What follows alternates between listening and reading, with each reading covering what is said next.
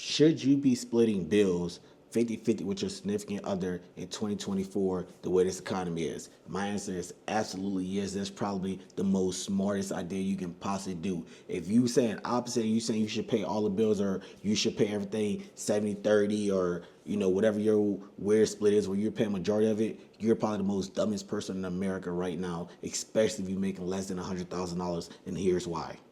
Look, you now tuned into 15 minutes worth of free game, the most controversial podcast there is. We're gonna get straight into it. So make sure you hit that like and subscribe button. Here we go.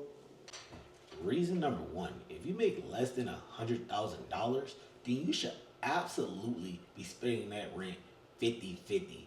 No questions, hands down about it. If you think otherwise, I hate to say it, you're very naive and you definitely did listen to this podcast so I can educate you on how financial literacy works and how stepping stones and how you build up a solid, healthy relationship in order to get ahead in this economy in 2024, right? So let me just break down this example, right? The average income that a person make in America is anywhere between $55,000 and $88,000, right? And if you make more than that, it's not by much. You probably making maybe 110, 105, right? And that's kind of like a little different conversation for later. But let's just focus on the average person in America and what their income and what they're making, and that's anywhere between 88 and $55,000. But for this example, I'm gonna go with 88 to get the high end of the spectrum of it, right? So let's say 88 $1,000 a year is what, 7,300 a month before taxes. So after taxes, that number is definitely right around $5,500, give or take. But I'm gonna go with $5,000 just to keep the numbers square and even, right? So let's say you make $5,000 a month, and the average rent in America is anywhere between $23 and $2,000 a month, and that's kind of up for debate because it depends on where you stay at as well. If you living in Louisiana, it's gonna be less. If you living in Colorado, California, it's gonna be more, right? Let's just get that out there. I know in Ohio, I was paying damn near $2,300 a month. I was paying like 2,000 $225, and that's not including parking, which you had to do. So I'm gonna go with 2,000 just to keep numbers square and even, right? So 5,000 minus 2,000, that leaves you $3,000 just on rent, just over shelter over your head, right?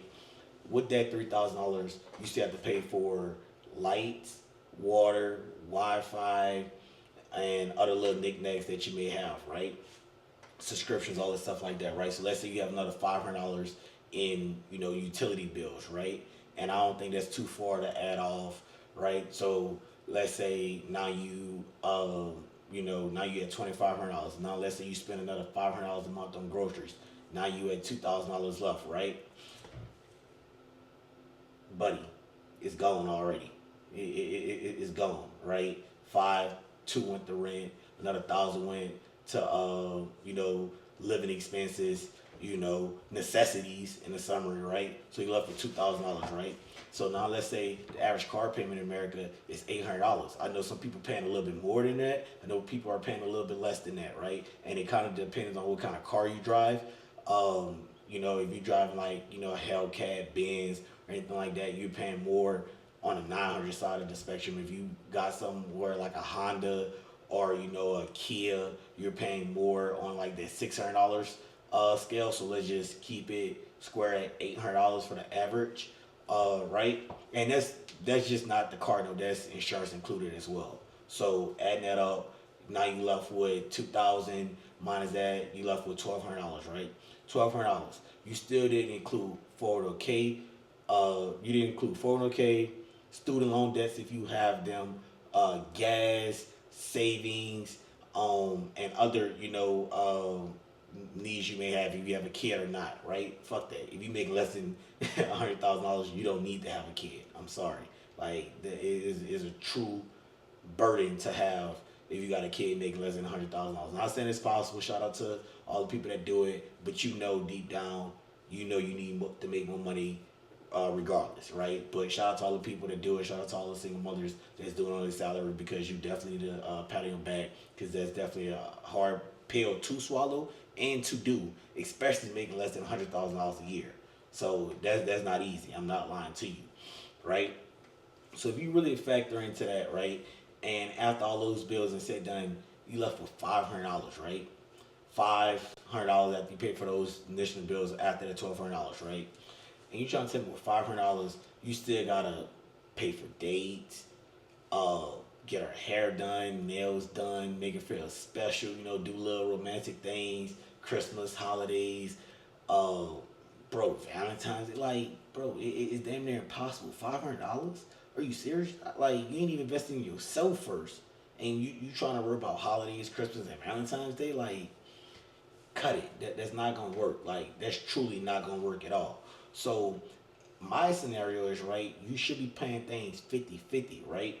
Um, and that's gonna help relieve that financial burden because in a relationship, a healthy relationship at that, let me say that, a healthy, emphasize on healthy, um, you should be adding value to one another. You should be building each other up, not just taking from a person every chance you get, right? Because in that case, some people, oh, I'm macho man Randy, I'm gonna pay for everything. My girl ain't gotta worry about nothing. Yada yada yada yada yada, right? Man, that sound good in theory, but if you make less than $100,000, you're stupid. Hands out, you're stupid. It is impossible. You have no financial literacy. You have no idea on how money works at all. If you try to do all that less than on $100,000 salary, and I'm not saying not to spoil your girl and make her feel special. I'm not saying you can't take her on a date. You can't pay for a vacation or anything like that. But I feel if you guys are splitting things 50-50, the chance of you could take her on a better date, take her on an extra vacation, save, invest in yourself, and have less stress overall. Absolutely, right? So I know some people might argue with me, and but that's the whole point of this podcast, right? Is that I'm trying to get you to realize is that you guys can go farther in life, not just in a relationship, but in life, if you guys are helping each other out and not just one person is doing majority of the thing. It's not how it works. You don't walk 3 steps ahead of your left leg. Your right leg go the same distance as your left leg, and you get to where you gotta go. That's exactly how a relationship works, and it's that simple. You need to keep things that simple. And the second thing is that, especially uh, as Black Americans, we make the lowest out of any other race class.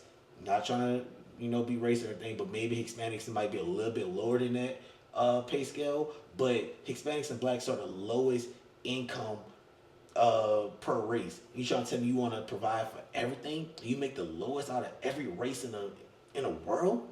Make that make sense. Make that make sense. And this is not something I'm just putting out my ass. You can Google it. Matter of fact, I'll put the statistics on the screen so you can see. Like, bro, we are struggling in America and we need to do something about it. And it start by educating yourself and understanding how to build a solid base foundation to win and set yourself up for success, not being stupid and naive and trying to think you could afford for everything. Swallow your pride. If you don't swallow your pride, you never gonna get ahead. You never. That's just like a person that think they know every damn thing. You don't know everything, because if you know everything, you'll be exactly where you want to be in life. So sometimes you gotta take a step back, swallow your pride, and understand like I can't do this all by myself. Because it can't Jesus to do it all by himself. So why should you? You're not better than Jesus, right? I mean, I'm not sure how you feel about yourself, but I'm just saying, right? You gotta just be humble and willing to know where you at and how can you get ahead. And that kind of brings up to my third topic. What I'm gonna kind of wrap it up on is that before you decide to live with your significant other, y'all should get some key rules and foundations, things understood, right? And that one is y'all should be able to, like, if y'all have to get an apartment together and that you can't afford it by yourself and she can't afford it by herself, then y'all should not get an apartment, if that makes any sense, right? And the reason why I said it is because tough times gonna come. It's not always gonna be sunshine and rainbows, right? That's not what life is about. If you think that is, you highly naive once again, because everything is not always gonna be perfect, right? The rain is gonna come, and when it rains, it pours, and sometimes it might pour for 3-4 months. And if you can't afford to withstand that burden for 3-4 months because you was paying for everything and she was just blowing her money, going with her girls, going to get her hair done, nails done, taking girl trips left and right, and let's say you lose your job and she don't have any money saved or she can't afford the apartment by herself or whatever, then what y'all gonna do? Go back to y'all mama house? Go live in your your front couch with your girl, and you might think I'm crazy, but I know people that did that. They didn't prepare for financial burden. They thought everything was gonna be peaches and rainbows. A person got laid off from their job, and now him, his girl, and his kids are living on their grandma's couch. Like the fuck, man, that's embarrassing. Then you really should be looking at yourself as a flunky because you really feel stupid. And don't get me wrong, I'm not trying to bash anyone, but like you should have enough common sense to say, hey, babe, look, I love you. I want to marry you. I want to get a house together. And knowing if you make less than $100,000, you cannot do all that by yourself. It's damn near impossible. I mean, don't get me wrong. Some people do it, but I promise you, the people that do it is making more than $88,000 a year, hands down, right? Um, me personally, I think if you make less than $100,000, you should not be paying for everything 100% by yourself at all. And that's kind of how I'm gonna wrap up this conversation. In this episode of 15 Minutes Free Game, I'm coming out with an episode every Tuesday, Tuesday, Thursday, and Saturday. So make sure you stay tuned, hit that like button, hit that subscribe button, and then on the note, peace.